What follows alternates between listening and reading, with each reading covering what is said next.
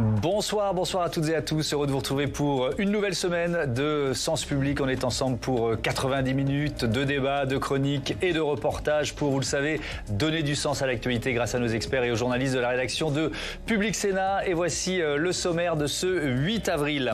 Taxe lapin pour les rendez-vous non honorés, accès direct aux médecins spécialistes. Le gouvernement cherche comment lutter contre les déserts médicaux, mais se heurte pour l'instant à la colère des syndicats de médecins. Ce sera le premier thème de notre débat 100% politique où l'on parlera aussi des élections européennes. Il y a notamment de la friture sur la ligne stratégique entre Marion Maréchal et Éric Zemmour. Faut-il ou non taper sur les cousins du Rassemblement national? Ils en discutent et on en débattra tout à l'heure. Et puis dans la seconde partie de notre émission, cette question: fallait-il interdire aux athlètes russes de participer aux JO de Paris? La décision du CIO d'en inviter quelques-uns et de les faire concourir sous une bannière neutre provoque des critiques, d'abord côté russe évidemment. Ces décisions montrent à quel point le CIO s'est éloigné de ses principes et a glissé vers le racisme et le néonazisme. La ségrégation des personnes, l'exclusion des événements sportifs des athlètes uniquement sur la base de leur nationalité ou de l'ethnicité en est la meilleure preuve. À quelles mesures de rétorsion russe faut-il s'attendre? Pourquoi les enjeux géopolitiques prennent-ils de plus en plus de place dans les grandes compétitions? Et puis aussi comment Vladimir Poutine a fait du sport un outil majeur de sa propagande. On répondra à toutes ces questions dans 45 minutes. Mais d'abord donc ces annonces qui heurtent les médecins généralistes. Elles sont détaillées par Jérôme Rabier. Les sénateurs l'avaient voté sans succès à l'automne dernier et Gabriel Attal l'avait reprise à son compte lors de son discours de politique générale. Le Premier ministre l'a confirmé, il faudra désormais payer 5 € pour un rendez-vous médical non honoré, un dispositif rebaptisé taxe lapin. Il faut arriver à responsabiliser les patients. On peut très bien annuler un rendez-vous chez le médecin et on peut même l'annuler jusqu'à la veille, mais ne pas honorer un rendez-vous qu'on a pris, eh bien c'est prendre la place en l'occurrence, c'est bloquer l'accès à quelqu'un d'autre. Une mesure qui satisfait les médecins libéraux qui la réclament depuis 2018. Mais pour désengorger les cabinets, Gabriel Attal a également évoqué une expérimentation. Dans 13 départements, les patients pourront se rendre chez un spécialiste sans passer par leur généraliste. Et cette mesure, les syndicats de médecins libéraux n'en veulent pas, dénonçant un déplacement du problème. C'est à ça aussi qu'on sert, à coordonner le soin. Si on revient aux entrées directes chez les spécialistes telles que ça existait il y a plusieurs années, ces délais qui sont déjà longs vont être incommensurablement plus longs encore. C'est-à-dire que vous risquez de passer de 6 mois à des délais d'attente de 1 an, 2 ans. Autre sujet de friction, le gouvernement promet des médecins de garde soir et week-end à moins de 30 minutes de chaque Français. Un service effectué par 40% des médecins aujourd'hui, mais le gouvernement veut davantage. L'objectif, c'est qu'aucun Français ne vive sur un territoire où il n'y a pas de permanence des soins qui soit garantie et donc est assuré à nous maintenant d'y travailler. Et si, je le redis quand même malgré tout, je ne vous donne pas l'impression de noyer le poisson, et si vraiment effectivement il faut aller vers des solutions plus contraintes, nous n'hésiterons pas à y aller. Les syndicats répondent que les territoires non couverts sont ceux où les médecins sont déjà trop peu nombreux et que c'est par l'installation de nouveaux médecins que le problème sera solutionné, pas par la contrainte. Gabriel Attal face à la colère des médecins généralistes. La campagne des élections européennes, ces dissensions entre Marion Maréchal et Éric Zemmour, mais aussi ce discours sur l'Europe d'Emmanuel Macron, toujours annoncé mais encore reporté. 3 grands thèmes pour notre débat 100% politique avec Anne-Charlène Bézina. Bonsoir. Bonsoir Thomas. Bienvenue, vous êtes constitutionnaliste et maître de conférences en droit public. Pablo Pio-Vivien, bonsoir et bienvenue. Bonsoir. Rédacteur en chef du magazine Regard. Stéphane Zumsteg, bonsoir. Bonsoir. Bienvenue à vous, directeur du département Opinion à l'Institut de sondage Ipsos. Et Mathieu Croissando. Bonsoir à tous. Bonsoir Mathieu, éditorialiste politique. Lors de son court passage au ministère de l'Éducation, Gabriel Attal avait réussi à mettre en avant des mesures à la fois symbolique et efficace. On pense spontanément à la Bayane, Charlène Bézina. Est-ce qu'il peut rééditer l'opération là sur la santé avec cette fameuse taxe lapin, ou est-ce que c'est un peu plus compliqué que ça quand même? Ça me semble un peu plus compliqué. Alors, même si c'est vrai que c'est de bonne guerre de s'attaquer à des milieux plutôt rétifs à la réforme. On pense évidemment aux syndicats dans l'éducation et dans la santé. Donc on a affaire à ce même type de mammouth, pour reprendre l'expression de Claude Allègre, où il va évidemment falloir faire preuve de fermeté. Et jusque-là, Gabriel Attal a plutôt réussi ce pari. Donc voilà, pourquoi pas. La question des services publics, la question de la santé, on sait qu'elle est centrale dans l'opinion. Donc c'était malin de s'y attaquer. Je pense que c'était aussi un petit peu immanquable pour le gouvernement. Mais c'est vrai qu'à mon avis, au vu de la somme de choses qui ont été annoncées, on va sûrement devoir passer par une grande loi, ou en tout cas proposer un moment délibératif. Et c'est là quand même que le chef de ce gouvernement va essuyer son épreuve du feu. Parce que c'est vrai qu'on en parle beaucoup de cette efficacité de la méthode Attal, mais pour le moment, elle était purement réglementaire. Donc est-ce qu'on va arriver à avoir le même discours de fermeté, cette idée de l'autorité qu'il incarne vraiment, quand il va aller devant un Parlement qui va lui aussi représenter un petit peu toutes les dissensions de la société, des syndicats, etc. C'est ça qu'il faut arriver à prouver, c'est que ce discours d'efficacité, il aura des résultats concrets. Vous en pensez quoi de cette taxe, Pablo Pio-Vivien, sur les rendez-vous? Peut-être la taxe lapin pour commencer, tiens, parce qu'il y a le contexte général et les autres propositions. Est-ce que vous êtes aussi sceptique que certains médecins sur ça, la capacité à la mettre en œuvre? En fait, c'est aussi ça, parce que moi je parlais d'efficacité, c'est là-dessus qu'on attend le Premier ministre. La mettre en œuvre, c'est effectivement la première chose sur laquelle les médecins de généralistes ont dit non mais vous êtes gentils, mais déjà qu'on a beaucoup de travail avec la sécurité sociale, etc. Là, vous nous rajoutez en fait une charge supplémentaire. Parce qu'ils sont censés la réclamer. Exactement, la réclamer. Donc c'est des charges supplémentaires et en plus pour 5 euros. C'est-à-dire que c'est même pas pour... normalement, ils le font pour au minimum 23 euros. Là, ce sera pour 5. Bon. Mais c'est en vérité, je trouve que c'est vraiment... très superficiel en fait comme proposition. Vous avez utilisé le mot de symbolique et je crois que ça l'est. Alors d'abord c'est symbolique pour les gens qui ont les moyens en fait de payer 5 euros. On se souvient du débat sur les APL, de ce que représentait 5 euros pour certaines catégories de la population. Justement, ça ne l'est pas du tout pour d'autres. Exactement. Donc pour les plus pauvres, c'est symbolique. Pour des gens qui gagnent 3, 4, 5 000 euros, on va dire payer 5 euros d'amende, entre guillemets, ça ne va pas changer grand-chose. Il faudrait que ce ne soit pas généralisé, donc, que ce soit... Non, mais moi je vais vous dire, c'est pas le problème. Revenu, parce que alors là, l'usine à gaz, mais c'est absolument pas le problème. Le problème aujourd'hui, c'est la désorganisation du système de santé avec cette entrée par les généralistes. Quand vous allez... le but, en fait, c'est de répondre à ce problème-là. C'est-à-dire que quand vous allez sur Doctolib pour prendre un rendez-vous, la plupart du temps, vous trouvez un rendez-vous dans les zones tendues, comme dans les déserts médicaux, vous devez attendre plusieurs semaines, voire plusieurs mois pour avoir un rendez-vous. Comme c'est noté par certains spécialistes, la plupart du temps, aujourd'hui, vous ne connaissez plus votre médecin, ce qui est un vrai problème. C'est-à-dire que quand vous connaissez plus votre médecin, annuler le rendez-vous, c'est pas très grave. Moi, par exemple, qui connais mon médecin généraliste, si je commence à annuler 1 ou 2 fois mon rendez-vous, quand je vais arriver chez lui, il va m'engueuler et il va me dire c'est pas possible ce que vous faites, monsieur Pio-Vivien. Donc, je pense que connaître son médecin, c'est très important. Ensuite, il y a la deuxième chose, c'est que maintenant, on est obligé de prendre des rendez-vous à 3 mois, notamment pour les spécialistes.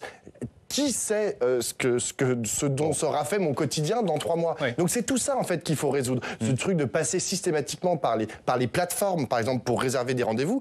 Maintenant, rares sont les médecins chez lesquels vous pouvez appeler pour prendre un rendez-vous. Donc c'est à toutes ces questions en fait qu'il faut répondre. Et là, bien sûr, Gabriel Attal ne veut pas y répondre. Je note en plus qu'on est en pleine convention sur la médecine générale. C'est-à-dire que là, vous avez normalement une discussion entre les syndicats de médecine généraliste. Le principal syndicat a dit qu'il suspendait sa participation. Alors, donc là, ce que fait Gabriel Attal, c'est en plus, il met du foutoir à l'intérieur de cette convention. Oui, mais il y a ces déserts médicaux, c'est une vraie question. Il faut quand même proposer une réponse aux Français. Je vous propose d'écouter la ministre du Travail, de la Santé et des Solidarités. Elle était ce matin sur RTL. Elle rappelle notamment que la santé n'est pas gratuite, Catherine Vautrin. Vous savez, le sujet est très clair. D'un côté, on nous parle de déserts médicaux, de difficultés potentielles d'accès aux soins.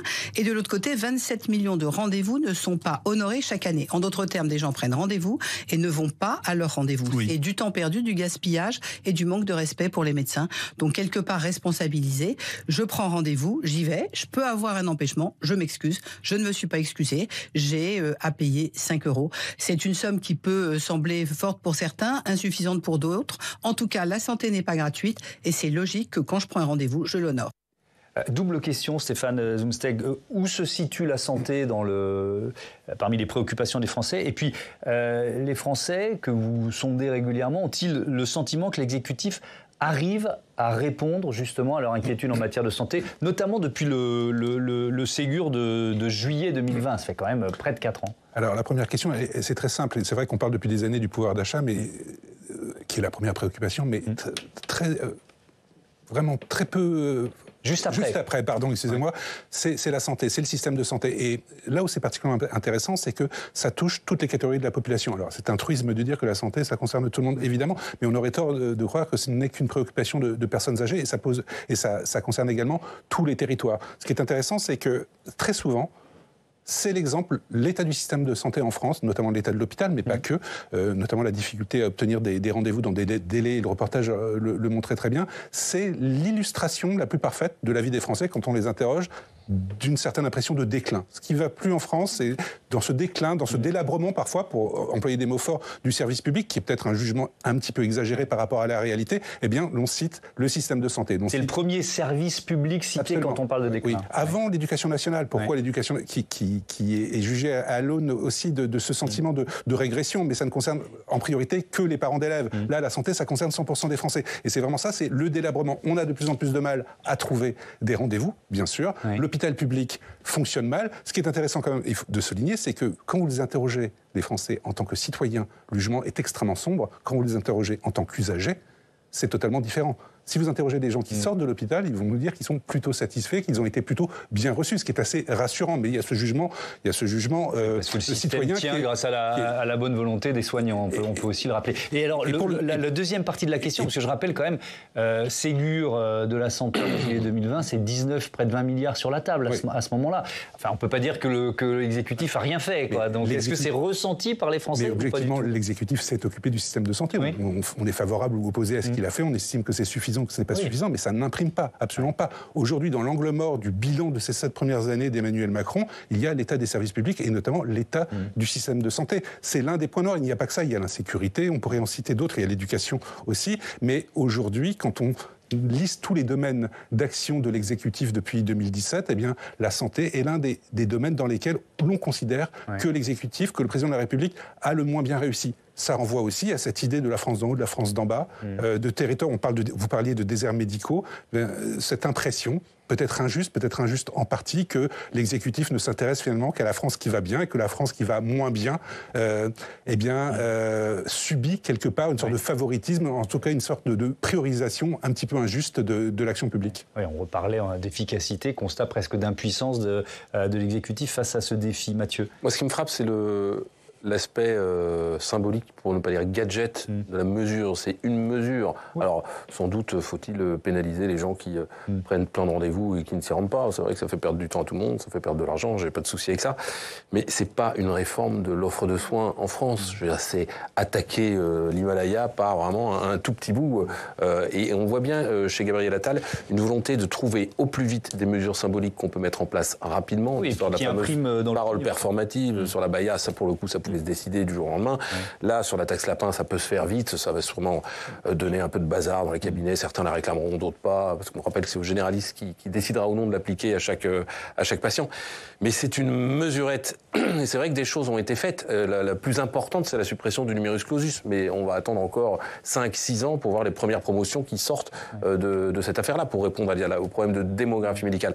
Pour le reste, il y a eu de l'argent qui a été injecté, il y a eu des mesures qui ont été prises sur les tarifs des prothèses auditives, des dents, des yeux, voilà, il y a eu des choses qui ont été faites, mais rien sur la structuration de l'offre de soins en France. Et le problème, il est là.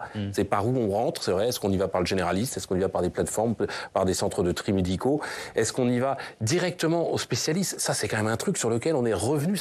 Il y a 30 ans, tout le monde disait pique-pente de cette affaire-là, parce que les gens prenaient des rendez-vous directement chez le spécialiste, persuadés que le spécialiste s'occuperait mieux d'eux, donc les généralistes généralistes se sentaient dévalorisés, ça encombrait les cabinets des spécialistes, et en plus ça coûtait un fric dingue à la Sécu, parce que du coup, chacun avait une forme de droit de tirage, vu que c'est remboursé.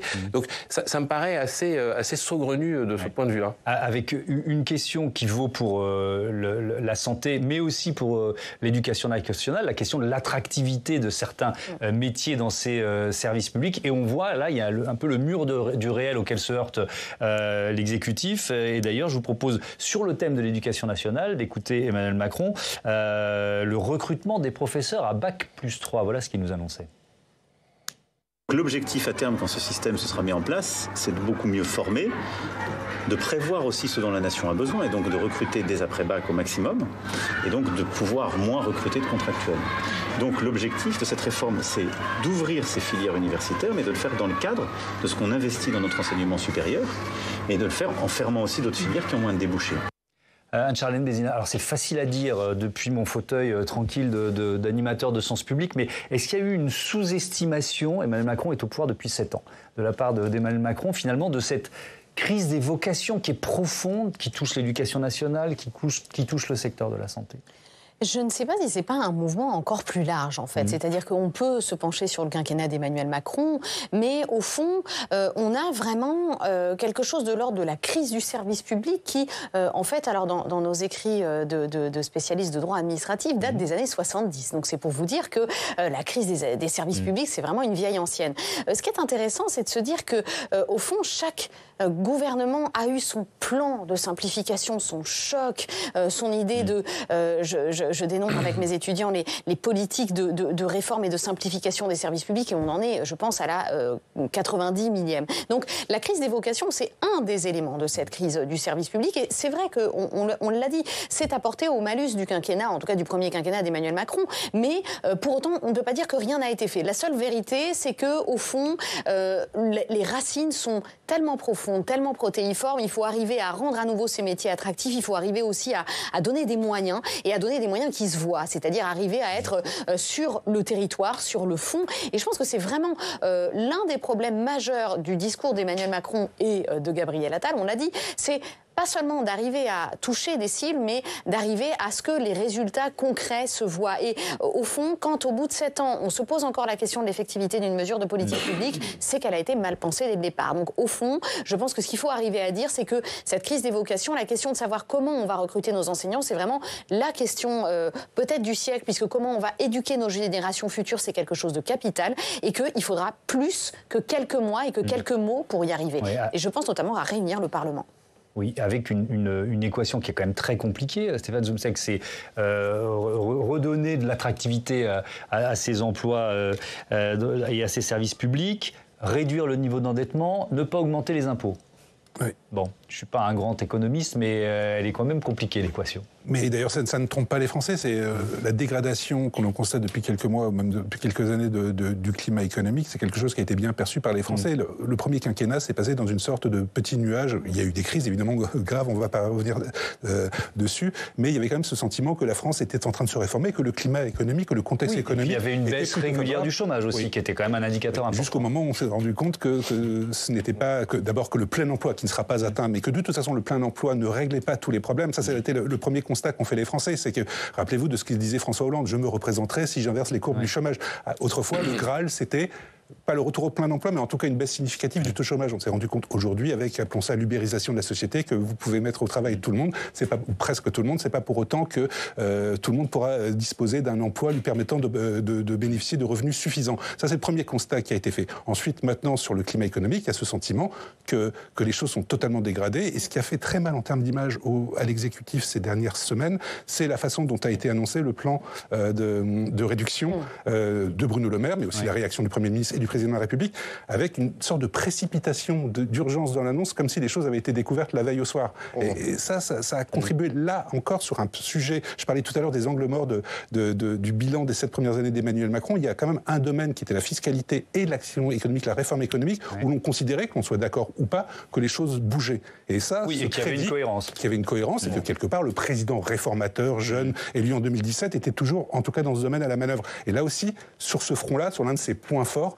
eh bien, la confiance à l'égard de son action s'est effritée significativement et très très rapidement. Alors sur cette question du niveau d'endettement, c'est intéressant, c'est l'hypothèse ou non d'un budget rectificatif qui pourrait donner aux oppositions l'opportunité d'une motion de censure. C'est une information cette fin de lundi après-midi de nos confrères du Figaro. Emmanuel Macron s'est invité à la réunion de coordination de la majorité. Il a enterré justement l'idée d'un budget rectificatif en disant, et c'est le Figaro qui cite le président, nous n'avons pas un problème de dépenses excessives, mais un problème de moindres recettes. Pablo Piovier, là, il y a quand même aussi de la... Alors, on va peut-être pas commenter est-ce que c'est un problème de moindres recettes ou pas, mais sur la stratégie politique, le fait d'éviter le piège du Parlement et le piège de la motion de censure. Alors, il y a le piège de la motion de censure, mais il y a surtout éviter le Parlement. Je vous rappelle que quand même, à la fin de l'année dernière, il y a un budget, en fait, qui a été voté, qui a été validé par les parlementaires, et juste quelques semaines après, le ministre de l'économie, Bruno Le Maire, annonce que, finalement, ce qui a été voté, on va faire des coups de rabais un peu partout, à hauteur de 10 millions, puis 20 millions, puis peut-être 30 millions d'euros, 30 milliards d'euros, tout à fait. C'était millions, 30 millions, exactement, ce serait beaucoup plus facile. Donc, c'est-à-dire que se pose la question, et d'ailleurs... Alors, c'est pas le seul pays d'Europe à avoir dû réévaluer les prévisions de croissance. Mais comme ça vient d'être dit, c'est pas comme si du jour au lendemain, on découvrait que, les prévisions de croissance sont plus exactement les mêmes. Et, encore une fois, quand bien même on découvre que les prévisions de croissance ne sont pas les mêmes, il serait tout à fait logique de repasser devant le Parlement pour dire, voilà, mesdames et messieurs les députés, mesdames et messieurs les sénateurs, on va revoter. Là, il y a un problème, et c'est dénoncé en tant que tel par les oppositions, d'insincérité de ce qui a été proposé, de la feuille de route qui a été proposée par le gouvernement en décembre 2023. Et sur lequel, juste un tout petit point, parce que vous dites depuis tout à l'heure, vous utilisez le mot de service public pour parler de la santé. Je rappelle qu'il y a quand même toute une partie de la santé qui n'est pas un service public, notamment les médecins généralistes. Ça a été d'ailleurs la volonté de différents ministres de la santé, par exemple Roselyne Bachelot, qui avait proposé, qui avait émis l'hypothèse de rendre fonctionnaires tous les médecins généralistes. Donc vous imaginez la bronca de la profession, mais c'est pas un service public. Et c'est pour ça que c'est d'autant plus difficile en fait de contrôler et leur installation et leur niveau de rémunération et en gros ce qu'ils font, s'ils sont en maison de santé ou quoi que ce soit. Je reviens à la question de ce budget rectificatif. Est-ce que c'est une forme de, le mot est sûrement un peu fort, mais de déni de démocratie de ne pas repasser devant le Parlement avec un budget qui est jugé par de nombreux observateurs insincère? Alors, premier élément, déjà, le président n'a pas complètement sa place dans une conférence de la majorité. Je pense que c'est notamment ce qui fait partie du billet du Figaro qui dit c'est invité, puisque ça n'est pas complètement sa place. Deuxième point, la loi de financement ou la loi de finances rectificative n'est quand même pas une option qui est laissée par les textes. C'est-à-dire qu'au bout d'un moment, si les chiffres sont vraiment de l'ordre d'un gap qui va être constaté entre la loi de finances initiale et la loi de finances rectificative, il faudra repasser devant le Parlement. Oui, alors déni de démocratie, c'est à nouveau vraiment un totem qu'on avait brandi pendant la réforme des retraites. Je ne pense pas qu'on puisse complètement parler d'une démocratie malade, mais c'est vrai que cette crainte de passer devant le Parlement, de la part d'ailleurs du Premier ministre comme du Président de la République, ne doit pas rester, à mon avis, symptomatique d'une certaine manière de faire de la politique, parce que ça prouve quand même que la majorité relative a, on l'a vu, quand même échaudé un petit peu les différents ministres de la majorité, mais je pense vraiment que c'est quand même là que les dissensions se démontrent et que c'est le principe aussi de la démocratie. Donc techniquement, en tout cas sur un budget, c'est vraiment important que le Parlement joue son rôle dans un régime parlementaire comme est la Ve République française.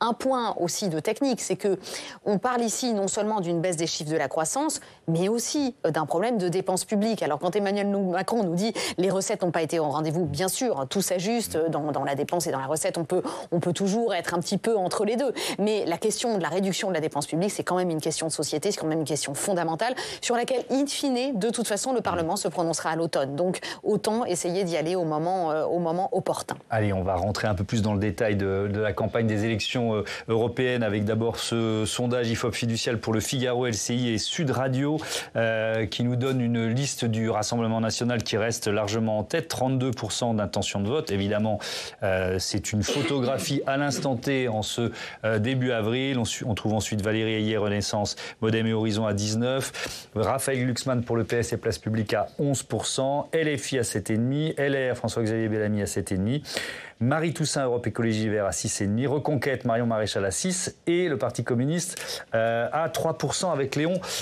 Desfontaines. Fontaine. Peut-être un mot général, Stéphane Zumseg, il y a plein d'autres sondages, il y en a qui donnent un écart moins important, par exemple, entre Raphaël Glucksmann et Valérie Ayé. Mais bon, est-ce que vous dites qu'il y a des dynamiques à l'œuvre, quand même, ou alors cette impression, peut-être fausse, hein, mais une photo un peu figée depuis un mois? Alors d'abord, le premier point, c'est que cet écart abyssal entre la liste de Jordan Bardella et la liste de Valérie Ayé, il est pas stable, mais c'est très remarquable de le souligner, il existe depuis 2 ou 3 mois maintenant. Les choses bougent un petit peu, les lignes bougent un peu, on constate des dynamiques, on ne constate pas de dynamique en faveur de Jordan Bardella, il est aux alentours de 30%, ce qui serait, s'il obtenait ce score, évidemment, une formidable victoire pour eux. Donc la dynamique, il en a bénéficié avant, quelque part, le début de la campagne électorale. C'est plus un constat de tous les gains engrangés par le RN depuis les élections législatives de 2022.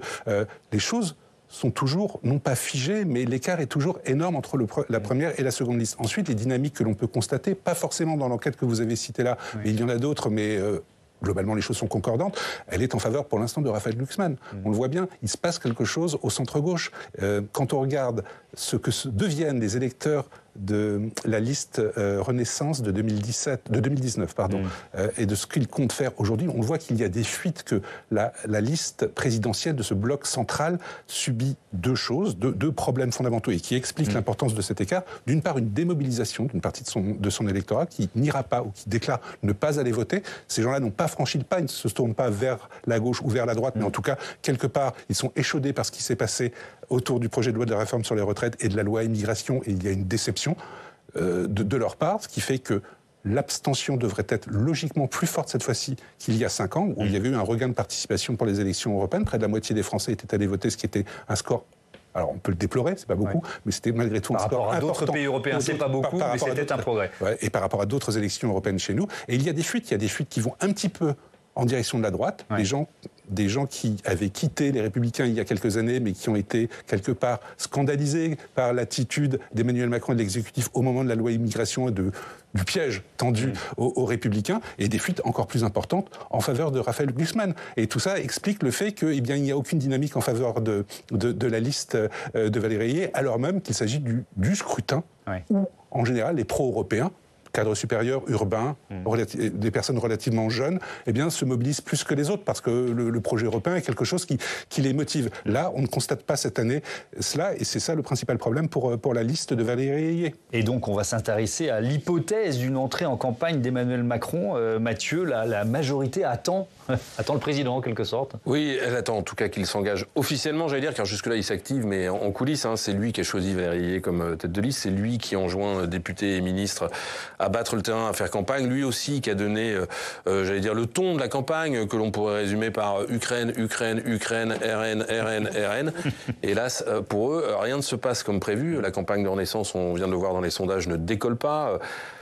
Pire, pour eux, la liste Renew paraît dans l'incapacité de rejoindre ou de tutoyer celle de Jordan Bardella. Et encore pire, la deuxième place de Valérie Ayé. Alors, ça ne se lisait pas dans le sondage IFOP, vous avez montré, mais ça se lit, par exemple, on le voit, l'écart est beaucoup plus serré dans le sondage qui a été publié par la Tribune dimanche, hier, réalisé par l'Institut Elab, qui donne 16,5% pour Valérie Ayé et 12% pour Raphaël Glucksmann, le candidat socialiste. Donc, on voit qu'on est quand même dans un écart beaucoup plus serré. Avec donc cette question, l'entrée en campagne d'Emmanuel Macron pourrait-elle changer la donne? Alors c'est ce que tout le monde espère dans la majorité, où on se raconte comme une chanson de geste la façon dont Emmanuel Macron avait volé au secours de la liste de Nathalie Loiseau en 2019. Vous vous souvenez, le président de la République avait mouillé la chemise, il s'était affiché sur les tracts dans la profession de foi, et affiché même, si j'ose dire, sur les affiches, comme on peut le voir. C'était assez incroyable de voir la tête du président sur une affiche pour des élections européennes.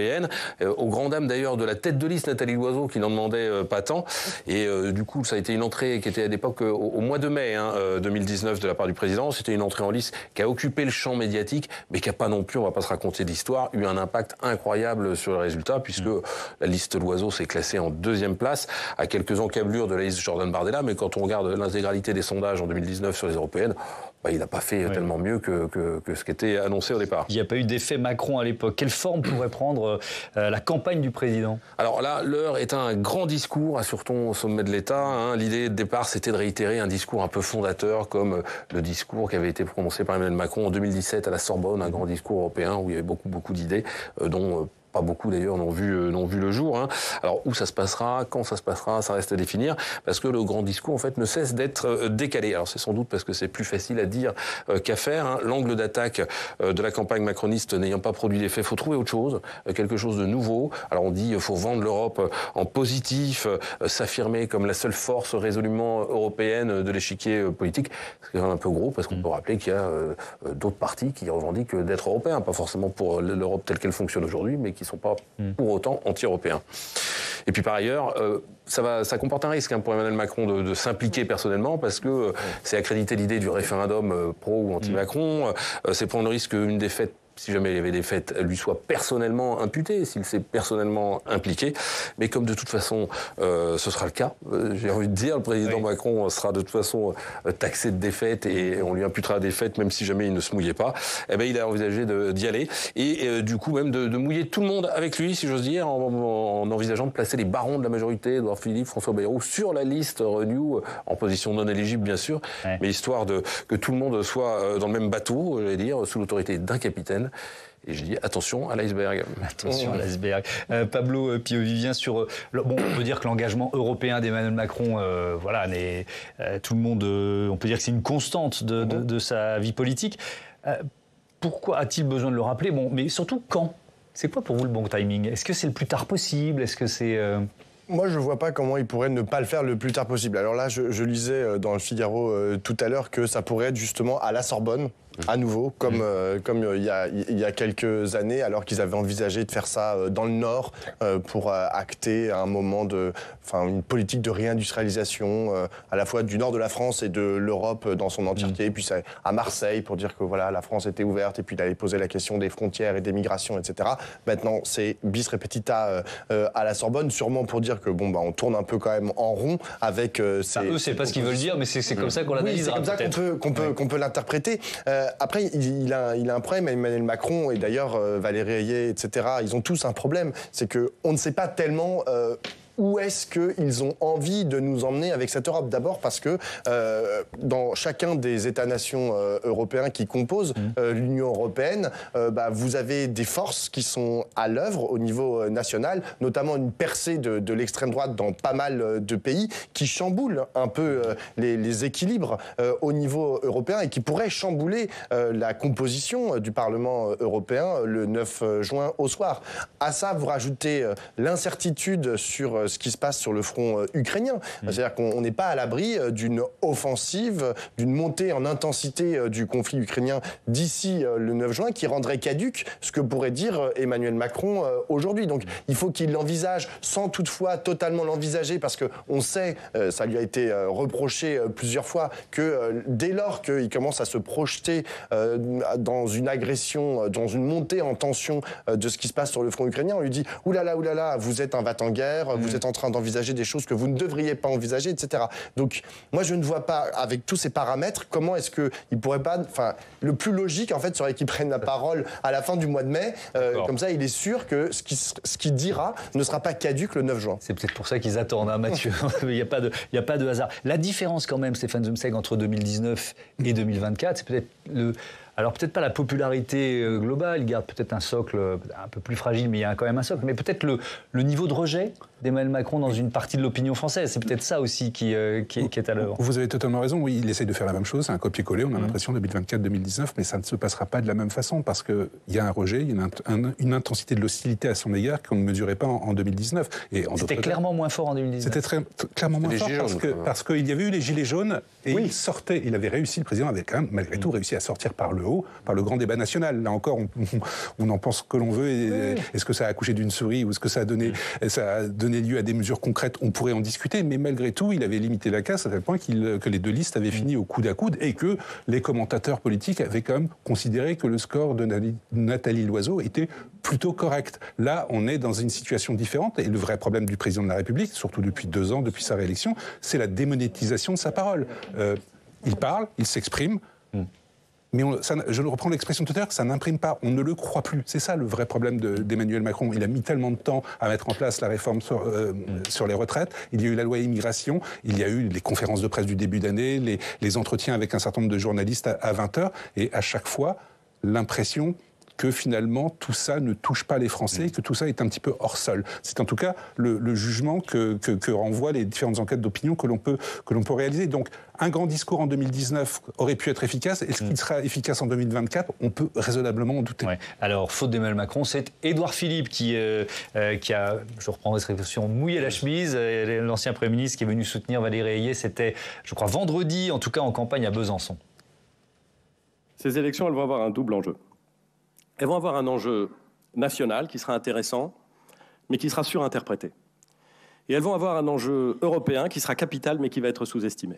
Le seul enjeu national véritable, c'est de voir, à mi-mandat, combien pèse le bloc central dans le paysage politique. À combien se situent globalement les partis qui revendiquent l'économie de marché, la démocratie libérale et l'engagement pro-européen, de la droite conservatrice à la social-démocratie. Bon, le Havre très ensoleillé manifestement dans les jours qui ont précédé cette prise de parole, un Premier ministre très bronzé, mais on n'est pas là pour parler physique, Anne-Charlotte Bézina. Je reprends ce que dit Édouard Philippe, parce que c'est quand même intéressant. Voir à mi-mandat combien pèse le bloc central. Est-ce que c'est pour vous l'enjeu majeur ou l'un des enjeux majeurs de ce scrutin européen? Alors moi je pense, je vais reprendre ce que disait Mathieu, qu'on est complètement dans le piège. C'est-à-dire que cette idée de renationaliser les enjeux et surtout de voir la tête du président de la République, moi je vais oser me poser la question de savoir si c'est vraiment ce qu'attendent les Français. Est-ce que c'est le rôle du président de la République d'aller au soutien de la liste européenne? Est-ce que c'est vraiment lui qui est attendu et sa parole? Parce que on a dit beaucoup de la parole du président, lui-même avait dit qu'il fallait qu'elle soit rare. On a le sentiment depuis la crise de la réforme des retraites que l'on n'entend plus que lui, qu'il a essayé tous les formats, conférences de presse, grands débats, etc. Et au fond, cette absence de rareté lui a plutôt coûté. Donc moi je ne suis pas sûre que ce soit le bon cénacle pour l'entendre, que cette campagne des Européennes, elle n'a pas besoin d'une incarnation personnelle. Néanmoins, la question de savoir si c'est un enjeu de mi-mandat, évidemment, elle sera présente. On le dit du référendum français, on le dit de toutes les élections françaises, cette tendance qu'ont les Français à juger leurs élites au moment où on leur donne la parole. Donc oui, ça sera un enjeu de mi-mandat, mais on est même bien plus qu'un mi-mandat, puisqu'on a aussi tout le premier mandat d'Emmanuel Macron, qui sera sûrement au débit, à mon avis, de cette liste En Marche. Ce qu'il faudra se poser comme question aussi, c'est ce qui va devenir l'avenir de ce projet européen. Parce que c'est bien triste à dire, mais c'est souvent au moment des élections européennes qu'on entend le moins parler de ce que fait l'Union européenne. Alors, ici, on a fait des prouesses dans le sens public, je sais bien, pour essayer de pallier on fait notre part, on va dire voilà, ça comme ça. Donc il faut arriver, et je pense que c'est vraiment, à mon avis, tout l'enjeu de ce discours d'Emmanuel Macron, à re-européaniser justement ce débat. Il faut que, pour s'en sortir, cette liste de centre démontre quel est son projet européen, et s'il y en a encore un. Oui, avec l'enjeu, vous l'évoquiez Pablo, de l'axe de gravité du Parlement européen. C'est quand même très clairement ça qui se joue, Mathieu. Oui, mais l'enjeu européen pour le bloc central en France, il est mince, parce que le bloc central en Europe n'est qu'un groupe charnière. Oui. Et d'une certaine façon, ce qui explique le succès de Raphaël Glucksmann, c'est que l'Europe, elle est gérée depuis, on peut s'en désoler, mais depuis des décennies par une alliance, en gros, une alliance, en tout cas des accords passés entre le PPE, le Parti populaire européen, et puis les sociaux-démocrates. D'une certaine façon, le vote utile, ça n'est pas le vote pour Renew, puisque Renew sera de toute façon dans ce petit groupe Renew, qui est un groupe charnière avec des libéraux qui ne seront jamais majoritaires. Donc c'est aussi ce qui explique, je pense, à gauche, le fait que le vote pour Raphaël Glucksmann est un vote sans danger pour des électeurs qui se sentaient proches de la gauche et qui s'en étaient détournés. Très vite. Après, de toute façon, vous dites réeuropéaniser le vote, c'est foutu. Enfin, je veux dire, c'est nationalisé. Tout le monde veut le nationaliser. Et l'extrême droite et la gauche, ils ont décidé de dire, enfin, c'est le premier tour de l'élection présidentielle 2027. Et les Français, d'ailleurs, l'ont parfaitement compris comme ça. Après, quant au bilan, en fait, effectivement, de ce qu'a fait l'Union européenne depuis ces, on va dire, dernières décennies, les gens, qu'est-ce qu'ils retiennent? Ils retiennent, bon, la PAC, bon, bof, après la crise des agriculteurs qu'on a vu à l'œuvre il y a quelques mois. Il y a Frontex, mais alors, bon, l'extrême droite trouve que c'est pas assez, et la gauche trouve que c'est des tueurs à gages. Je veux dire, il y a peu de choses à mettre au crédit. On ne se lance pas dans le bilan des décennies de l'Europe, parce que je voudrais qu'on prenne quand même quelques minutes pour... Et alors là, on va revenir sur des enjeux qui sont à la fois hexagonaux et européens, puisque c'est quand même l'une des listes et son score final qui est en jeu. Ces dissonances au sein de Reconquête. Je propose à Steve Jourdain de nous rejoindre. Bonsoir Steve. Bonsoir Thomas. Rien ne va plus entre Éric Zemmour et Marion Maréchal. Ça va très mal, ça va mal. C'est un article du Point publié fin mars qui a révélé l'ampleur de la rupture. Le duo Éric Zemmour-Marion Maréchal serait au bord de l'implosion, on le rappelle. L'une est tête de liste Reconquête aux élections européennes, l'autre est un ancien candidat malheureux, très malheureux à la présidentielle. Entre les deux, la rupture aurait eu lieu début mars lors d'un déjeuner en tête-à-tête, à l'occasion duquel Marion Maréchal aurait reproché à Éric Zemmour de prendre beaucoup trop de place dans cette campagne pour les européennes. Le ton serait très vite monté jusqu'au point de non-retour, mais officiellement circulé. Il n'y a rien à voir entre les deux. Tout va très bien. Écoutez. On discute et quand on n'est pas d'accord sur une chose, on réfléchit à la manière la plus intelligente de trouver un compromis, parce qu'en revanche, on est animés tous les deux par une seule chose, c'est-à-dire faire en sorte que le 9 juin prochain, Reconquête fasse le meilleur score et envoie le maximum d'élus. Bon, des querelles d'ego, c'est pas nouveau. Est-ce qu'il y a aussi des divergences sur le fond? Oui, on peut en lister deux, Thomas. Le soutien à l'Ukraine et le rapport au Rassemblement national. On se souvient qu'Éric Zemmour disait il y a quelques années vouloir un Vladimir Poutine pour la France. L'invasion russe en Ukraine ne l'a visiblement pas vraiment bouleversé. Le mois dernier, il a qualifié la Russie de démocratie autoritaire, tout en affirmant que Vladimir Poutine avait le soutien de son peuple et que donc il était difficile de juger de ses actes. Du côté de Marion Maréchal, ces déclarations sont vues en pleine campagne comme au mieux maladroites, au pire embarrassantes. Lors du tout premier débat des élections européennes, c'était sur Public Sénat. Je crois que c'était sur Public Sénat. C'était mené de main de maître par un certain Thomas Hugues. Marion Maréchal avait tenu à marquer son soutien à l'Ukraine. Écoutez-la. Je souhaite d'ailleurs la victoire de l'Ukraine face à la Russie. Je considère qu'il peut y avoir évidemment un soutien qui soit d'ordre logistique pour la reconstruction, un soutien d'ordre financier évidemment, un soutien d'ordre humanitaire. Des divergences donc sur l'Ukraine, mais aussi sur les relations avec le Rassemblement national. Oui, faut-il tirer à boulet rouge sur Jordan Bardella, comme le fait Éric Zemmour? Lui pense que c'est le moyen, peut-être le meilleur moyen de ramener des électeurs vers Reconquête, des électeurs qui sont de plus en plus séduits par la tête de liste RN Jordan Bardella. Marion Maréchal, elle, pense au contraire que les deux partis sont complémentaires, ils ne sont pas rivaux. Début mars, elle a même tendu la main vers ceux qu'elle appelle Marine et Jordan. Écoutez. Chacun connaît notre lien. C'est un lien politique et affectif du fait de mon histoire. C'est aussi, disons-le, un lien intime, puisque je sais qui je suis et d'où je viens. Marine, Jordan, je veux vous dire que nous ne sommes pas des ennemis. Dans le dernier sondage ELAB pour la Tribune dimanche, la liste menée par Marion Maréchal est créditée de seulement 5,5% d'intention de vote. C'est allé à 6% dans le sondage que vous avez cité tout à l'heure, Thomas, le sondage IFOP. Je rappelle qu'il faut faire 5% pour envoyer des députés au Parlement européen. Reconquête n'est pas loin d'un échec, pour ne pas dire d'un fiasco. Si c'est le cas, comme toujours, il faudra trouver des responsables. Évidemment. Merci beaucoup, Steve. Anne-Charlène Bézina, vous dites quoi? Vous dites divergence profonde ou peut-être crise de croissance d'un jeune parti politique? Comment vous l'analysez? Les deux, sûrement. C'est-à-dire qu'à mon sens, il y a de la querelle d'ego qui est évidemment accentuée quand un parti va mal. Et qu'un parti va mal à partir du moment où il se lance. On est vraiment là dans la première épreuve électorale de cette formation politique qui est Reconquête. Donc on a du mal à maîtriser son identité déjà à cette formation. Donc incarner un mouvement dont on n'est pas sûr de l'identité, c'est quand même difficile, sachant que ces deux têtes-là ont en plus des passés différents, des histoires différentes, peut-être aussi des revendications qui le sont profondément. On sait que d'ailleurs Marion Maréchal a rejoint Éric Zemmour au moment de la campagne présidentielle très tardivement. Donc il y avait cette impression qu'il avait joué une partition très solitaire pendant longtemps. Donc sûrement y a-t-il un problème de partage du pouvoir dans la manière dont Éric Zemmour conçoit finalement ce parti qui est au fond un parti profondément personnel, mais comme on pourrait le dire de En Marche, de LFI, etc. et du Rassemblement national aussi. Donc La personnalité dans le parti, c'est quelque chose sur lequel on travaille depuis la Troisième République. On n'arrive pas à trouver véritablement de solution.